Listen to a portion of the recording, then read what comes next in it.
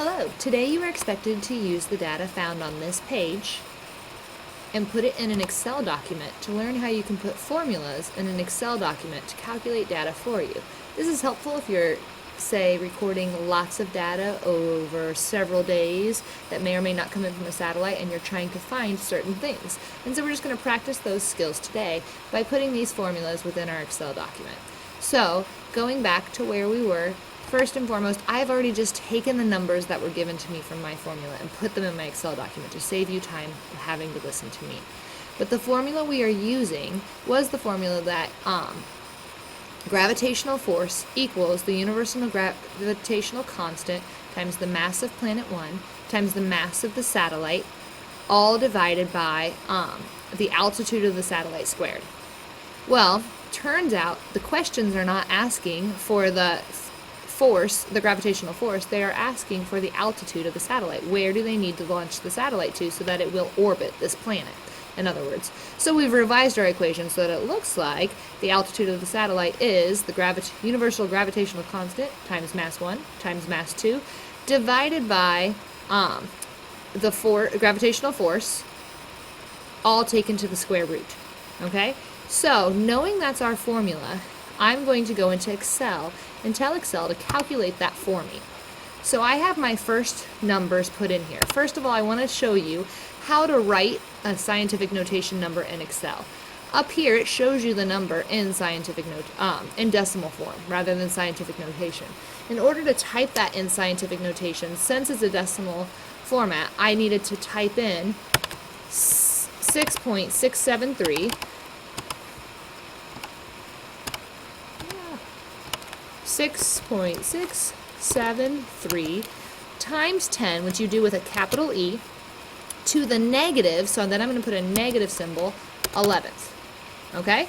And then when I do that, the Excel program knows that that means 6.673 times 10 to the negative 11th, which they showed you up there before that they knew that was a real number.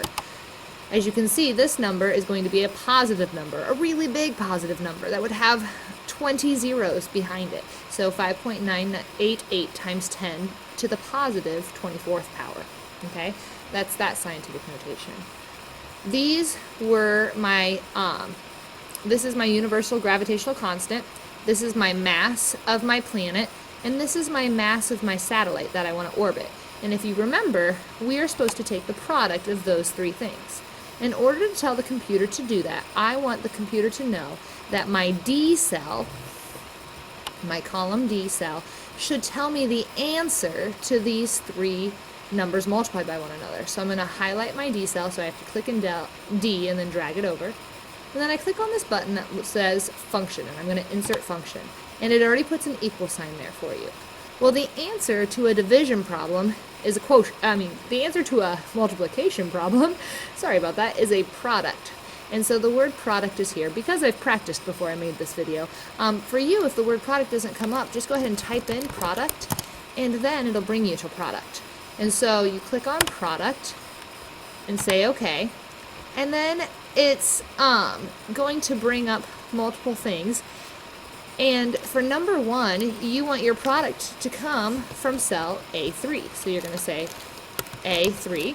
Number 2, you want to come from cell B3. So you'll say B3. And number 3, you want to come from cell C. So you'll say cell C3. When you're done, you say OK. And notice it's putting the formula in there for you. Product of A3, B3, and C3.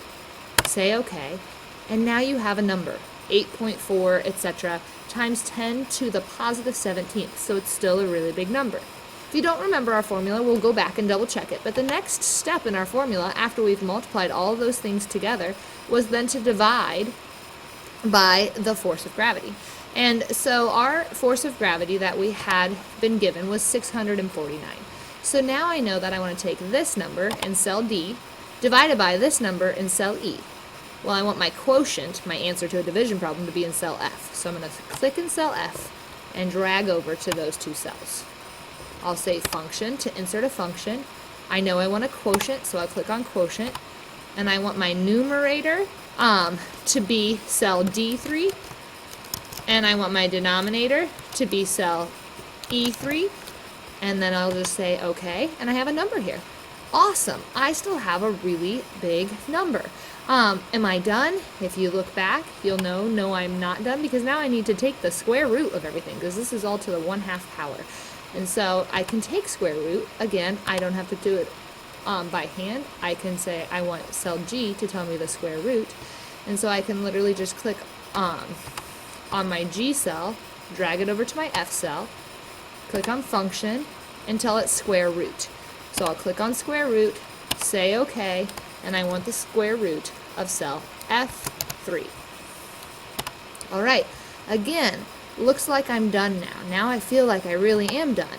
But if you look here in the work, they did that, and they did come to a large number just like we did, 3.6 times 10 to the 7th meters.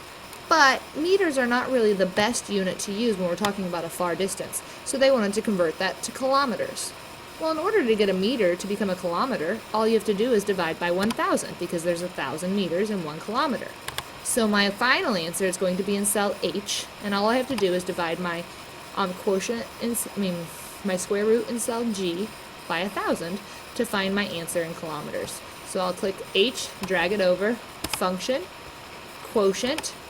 My numerator is going to be whatever is in G3. My denominator is going to be divided by 1,000. And ta-da! I get 36,000 as my answer, which, as you can see, does match the answer that was there on the solution. Now, if you're wondering why in the world you would ever use Excel instead of a calculator, because that took forever, here's why. Say that you had to do 20 problems exactly like that. Now that you've already put the formulas in is when it gets helpful to be using Excel. You can come to the columns where you've put the formulas and you can drag it down. And notice I have the second problem's information already put in there. And it will calculate the answers for all of the rows that you drag down toward. Well, I also had a formula inserted in cell F, so I'll come to cell F. You have to click where that tiny box is so that you get this black cross, and then you drag it down, and again, now I get my quotient answer. And notice these ones are saying, you can't divide by 0, it's not allowed. So they don't like that. Then remember I did my square root, and that answer showed up in cell G, and you can always see where your functions are because they come up here. So I'll come here and click on my function box and drag it down, and I can get my answer to that problem as well.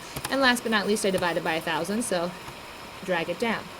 What's really cool about this program is, now that I have it drugged down to these first 7 rows, I can just type in numbers and it will calculate answers for me. So that's what the steps 5 are all about. Put in another row of numbers, just random numbers, and see what you come up with for your answer.